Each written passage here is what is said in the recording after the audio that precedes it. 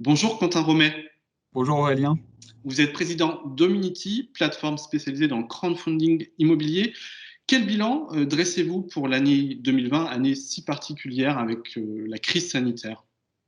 Alors effectivement, l'année 2020 était une année particulière. Pour ce qui concerne Hominity, c'est plutôt une belle année.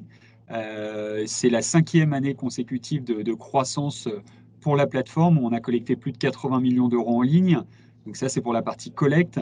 Pour la partie remboursement, on n'a jamais remboursé autant de projets, où à date, on est quasiment aux alentours des 90 projets remboursés. Et le rendement moyen délivré est la hauteur des attentes des investisseurs, où on est à 9,2% de rendement moyen délivré en 2020. Donc certes, il n'y a pas de défaut, on est toujours à un taux de défaut égal à zéro. Donc certes, les performances passées ne présagent pas des performances futures, mais dans une année de crise sanitaire, le secteur a bien résisté et Hominity en est la preuve. Si on rentre un petit peu plus dans le détail de votre activité en 2020, quel type de projet immobilier avez-vous financé? On a fait plusieurs typologies de projets, majoritairement du résidentiel, donc c'est-à-dire des promoteurs immobiliers qui allaient construire des logements. Ça, c'est environ 75% de notre activité. Et sur les 25% restants, on était aussi bien sur des projets tertiaires. Donc dans le tertiaire, on a fait de la logistique, Mhm. on a fait des entrepôts, on a fait quelques pieds d'immeubles, on a fait aussi des bureaux. Mais après, on a été assez vigilant sur cette partie bureau, étant donné le contexte actuel. On prend du recul. Mais étant donné que majoritairement notre activité est sur cette partie promotion de logement, on a été plutôt à l'aise. Et enfin, la dernière typologie, ça a été des opérations de marchand de biens, donc de la rénovation et de la réhabilitation d'opérations déjà existantes.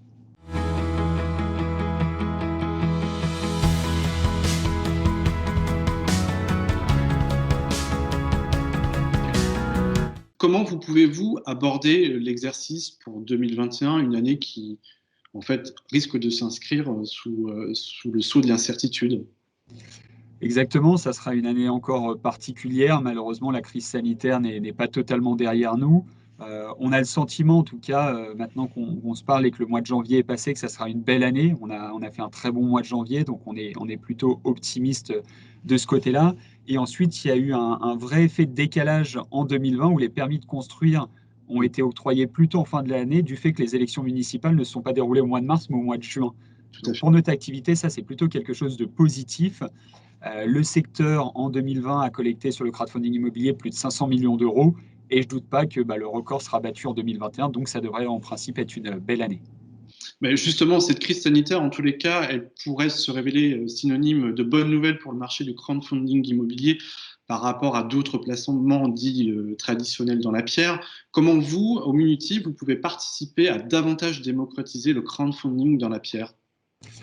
En le rendant toujours très accessible, le ticket d'entrée, c'est 1000 euros. Donc, un particulier ou une personne physique, enfin, personne physique, personne morale ou un fonds d'investissement peut investir des 1000 euros, mais peut investir 10 000, 100 000, 1 million d'euros selon le budget de chacun. Donc, ça reste accessible. Ça se fait de manière 100% dématérialisée à travers une plateforme. Donc, c'est facile d'accession.